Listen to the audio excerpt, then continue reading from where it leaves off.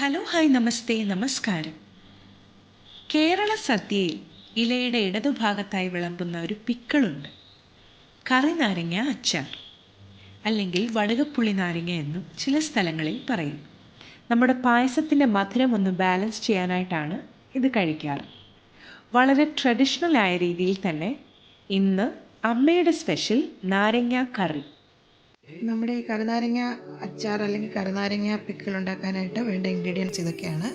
ഒരു നാരങ്ങ ഞാൻ എടുത്ത് വെച്ചിട്ടുണ്ട്. കറുനാരങ്ങ എന്നാണ് ഇതിന് പറയുന്നത്, എല്ലാവർക്കും അറിയാമായിരിക്കുമല്ലോ. ചില സ്ഥലങ്ങളിൽ ഇതിനെ വടുകപ്പുളി നാരങ്ങ എന്ന് പറയും. അപ്പം നമ്മൾ ശ്രദ്ധിക്കേണ്ടത് എപ്പോഴും ഇതിൻ്റെ തൊലി ശരിക്കും കട്ടി കുറഞ്ഞ തൊലിയുള്ള നാരങ്ങ നോക്കി എടുക്കാൻ ശ്രദ്ധിക്കണം. അതാകുമ്പോൾ നമുക്ക് തൊലിയൊന്നും ചെത്തിക്കളയാതെ തന്നെ നമുക്കിത് തയ്യാറാക്കി എടുക്കാൻ പറ്റും. അതല്ലെങ്കിൽ ഇതിൻ്റെ പുറത്തെ തൊലി ഒന്ന് കട്ട് ചെയ്ത് കളയേണ്ടി വരും. അപ്പോൾ അതുപോലെ ഒരു വലിയ നാരങ്ങ എടുത്തിട്ടുണ്ട്. പിന്നെ എടുത്തിരിക്കുന്നത് ഒരു 3 പച്ചമുളക്, ഒരു 5 കാന്താരി ചേർക്കുമ്പോൾ ഈ ഒരു പിക്കിളിന് പ്രത്യേക ഒരു സ്വാദ് കിട്ടും. നിങ്ങളുടെ ഇനിയും കാന്താരി കിട്ടിയില്ല എന്നുണ്ടെങ്കിൽ അതിന് കുറച്ച് 2-3 പച്ചമുളക് കൂടെ കൂടുതൽ ചേർത്താൽ മതിയാകും. ഞാനിവിടെ കാന്താരിയും പച്ചമുളകും കൂടെ ചേർത്താണ് തയ്യാറാക്കുന്നത്. ഉപ്പ് ആവശ്യത്തിന് വേണം. ശർക്കര ഒരു ടേബിൾ സ്പൂൺ എടുത്തിട്ടുണ്ട്. ഇഞ്ചി ചെറുതായിട്ട് കൊത്തിയരിഞ്ഞത് 1 ടേബിൾ സ്പൂൺ. ഉലുവായുടെ പൊടി പച്ചപ്പൊടിയാണ് പൊടിച്ചു വെച്ചിരിക്കുന്നത്, വറുത്ത പൊടിയല്ല, പച്ചപ്പൊടി 1 ടീസ്പൂണ്. പിന്നെ മുളക് പൊടി കാശ്മീരി മുളക് പൊടിയും സാധാ മുളക് പൊടിയും കൂടി ചേർത്ത് പകുതി എടുത്തിരിക്കുന്നതാണ്, ഒരു 4 ടേബിൾ സ്പൂൺ. കായത്തിൻ്റെ പൊടി ഒരു 2 ടീസ്പൂൺ എടുത്തിട്ടുണ്ട്. മഞ്ഞൾപ്പൊടി 1 ടീസ്പൂൺ. പിന്നെ നല്ലെണ്ണ ഒരു 4-5 ടേബിൾ സ്പൂൺ നമുക്ക് വേണ്ടി വരും. നല്ലെണ്ണയിൽ തന്നെ വേണം ഇത് തയ്യാറാക്കാനായിട്ട്. പിന്നെ നമുക്ക് കടുക് വറുക്കാനായിട്ട് ഒരു 2 ടീസ്പൂൺ കടുക്, ഒരു 3 വറ്റൽമുളക്, കറിവേപ്പില ഒരു 2 തണ്ട്. ഇത്രയുമാണ് നമുക്ക് വേണ്ട ഇൻഗ്രീഡിയൻസ്. ഇനി ആദ്യം തന്നെ നമ്മുടെ ഈ നാരങ്ങ ഒന്ന് കട്ട് ചെയ്ത് ചെറിയ സ്ക്വയർ പീസസ് ആയിട്ടൊന്ന് കട്ട് ചെയ്തെടുക്കണം. പിന്നെ അതിനകത്തെ കുരു നല്ലവണ്ണം മാറ്റി കളയാനായിട്ട് ശ്രദ്ധിക്കണം. അതുപോലെ അതിനകത്തൊരു വെളുത്ത ഒരു പാടയുണ്ട്, ആ പാടയും നമ്മൾ കട്ട് ചെയ്ത് കളയണം. പിന്നെ നമ്മുടെ ഈ പച്ചമുളക് ഒന്ന് ചെറുതായിട്ട് ചോപ്പ് ചെയ്തെടുക്കണം. അപ്പം നമുക്കത് കട്ട് ചെയ്തെടുക്കാം.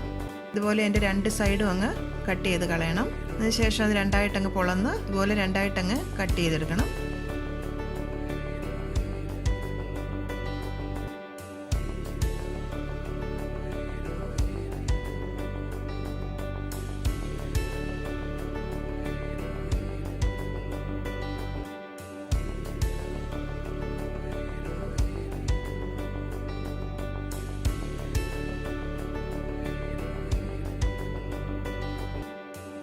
അപ്പം നമ്മളത് മുഴുവനായിട്ട് അരിഞ്ഞെടുത്തിട്ടുണ്ട്.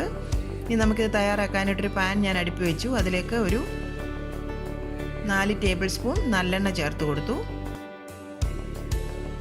ഇനി അതിലേക്ക് ആ കടുക് ഇട്ടൊന്ന് പൊട്ടിക്കഴിയുമ്പം അതിലേക്ക് ആ വറ്റൽമുളക് അങ്ങ് ചേർത്ത് കൊടുക്കണം. ഞാൻ കറിവേപ്പിലയും കൂടെ അങ്ങ് ചേർത്ത് കൊടുത്തു. ഞാൻ പച്ചമുളകും കൂടി ഇട്ട് നല്ലവണ്ണം ഒന്ന് മൂപ്പിച്ചെടുക്കണം. ആ പച്ചമുളകിൻ്റെ പച്ചമണമൊക്കെ മാറി വരുന്നിടം വരെ ഒന്ന് മൂപ്പിച്ചെടുക്കണം. അപ്പോൾ പച്ചമുളകിൻ്റെ പച്ചമണമൊക്കെ മാറി വന്നിട്ടുണ്ട്. ഇനി അതിലേക്ക് ആ ഇഞ്ചി അങ്ങ് ചേർത്ത് കൊടുക്കാം. ഇനി ആ ഇഞ്ചിയൊക്കെ ഒന്ന് മൂത്ത് നല്ലൊരു മണം നമുക്ക് കിട്ടും. ആ മണം വരുമ്പം നമ്മളതിലേക്ക് ആ കായപ്പൊടിയും അതിനുശേഷം ഉലുവാപ്പൊടിയും കൂടെ അങ്ങ് ചേർത്ത് കൊടുക്കണം.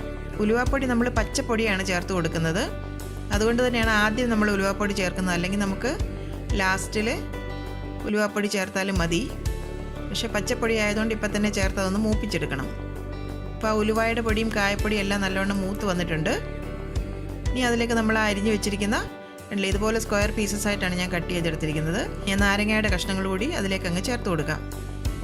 കുറച്ച് ഉപ്പും കൂടെ നമുക്ക് അതിലേക്ക് ഇട്ട് കൊടുക്കാം. അതിനുശേഷം അത് നന്നായിട്ടങ്ങ് വഴറ്റണം. ഇതങ്ങനെ വഴണ്ട് വെന്ത് വരുമ്പോഴത്തേക്ക് അതിൽ നിന്ന് കുറച്ച് നല്ലവണ്ണം അതിൻ്റെ നീരിറങ്ങി വരും. കുഴപ്പമില്ല, ആ നീരൊന്ന് കുറച്ചൊന്ന് വറ്റി വരുന്നതിന് വരെ നല്ലവണ്ണം അതങ്ങ് നാരങ്ങ അങ്ങ് വഴറ്റിയെടുക്കണം. ഇനി അതിലേക്ക് മഞ്ഞൾപ്പൊടി ചേർത്ത് കൊടുത്തു. മുളക് പൊടിയും കൂടെ ഒക്കെ ചേർത്ത് കൊടുക്കാം. നീരൊക്കെ ഒന്ന് വറ്റി വരുന്നിടം വരെ ഒരു 4-5 മിനിറ്റ് ഒന്ന് വഴറ്റിയെടുക്കണം. ആ മുളക് പൊടിയും മഞ്ഞൾപ്പൊടിയും എല്ലാം കൂടെ അതിനകത്ത് കിടന്നൊന്ന് മൂക്കണം. മുളക് പൊടിയൊക്കെ നിങ്ങളുടെ എരിവിൻ്റെ അനുസരിച്ച് മാറ്റം വരുത്തുക. എന്നാലും നമ്മൾ ഈ പിക്കിളെന്നൊക്കെ പറയുമ്പോൾ നല്ലൊരു എരിവോടുകൂടി വേണം ഇതിരിക്കാനായിട്ട്. ശർക്കരയും കൂടെ അതിലേക്ക് ചേർത്ത് നല്ലവണ്ണം ഒന്നുകൂടെ വഴറ്റുക. ഇതിലിപ്പോൾ ഏതാണ്ട് നല്ലവണ്ണം ഒന്ന് വറ്റി വന്നിട്ടുണ്ട്. ഇനി അതിൻ്റെ ഉപ്പൊക്കെ നമ്മളൊന്ന് നോക്കണം. ഈ ഒരു പരുവത്തിന് വേണം നമ്മൾ ഫ്ലെയിം ഓഫ് ചെയ്യാനായിട്ട്. ഇപ്പോൾ ഏതാണ്ട് റെഡി ആയിട്ടുണ്ട്. ഉപ്പും പുളിയും എരിവും എല്ലാം കറക്റ്റായിട്ട് വന്നിട്ടുണ്ട്. അപ്പം നമുക്കങ്ങ് ഫ്ലെയിം ഓഫ് ചെയ്യാം. ഇനി നമ്മൾ ആ എടുത്തു വെച്ചിരുന്ന നല്ലെണ്ണയിൽ നിന്ന് ഒരു 2 ടേബിൾ സ്പൂൺ നല്ലെണ്ണ നല്ലവണ്ണം ചൂടാക്കിയതിന് ശേഷം ഈ കറിയുടെ പുറത്തേക്കങ്ങ് ഒഴിച്ചു കൊടുക്കണം. അപ്പം നമ്മുടെ വടുകപ്പുളി നാരങ്ങാക്കറി റെഡി ആയിട്ടുണ്ട്. ഇത് ശരിക്കും നമ്മൾ പായസമൊക്കെ കഴിക്കുമ്പോൾ അതിൻ്റെ ആ മധുരം ഒന്ന് ബാലൻസ് ചെയ്യാൻ വേണ്ടിയിട്ടാണ് നമ്മൾ സദ്യക്ക് ഈ ഒരു കറി വിളമ്പുന്നത്. നാരങ്ങാക്കറി എന്ന് പറയുമ്പോൾ നമ്മൾ ഇങ്ങനെ ഒരു വടുകപ്പുളി നാരങ്ങ കൊണ്ടാണ് നമ്മളെപ്പോഴും ഒരു പിക്കിൾ ഉണ്ടാക്കുന്നത് സദ്യക്ക് വേണ്ടിയിട്ട്. അപ്പോൾ അടുത്ത സദ്യക്ക് നിങ്ങളെല്ലാവരും ഈ ഒരു റെസിപ്പി ട്രൈ ചെയ്ത് നോക്കണം.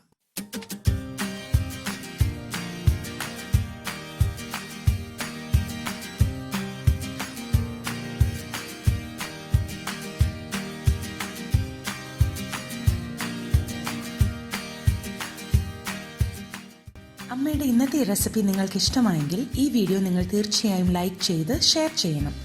ഒപ്പം തന്നെ കറി വിത്ത് അമ്മ സബ്സ്ക്രൈബ് ചെയ്യാനും ബെൽ ഐക്കൺ ക്ലിക്ക് ചെയ്യാനും മറക്കരുത്. പെട്ടെന്ന് തന്നെ ഞാനും അമ്മയും മറ്റൊരു റെസിപ്പിയുമായി എത്തും. അതുവരേക്കും നന്ദി, ഗുഡ് ബൈ.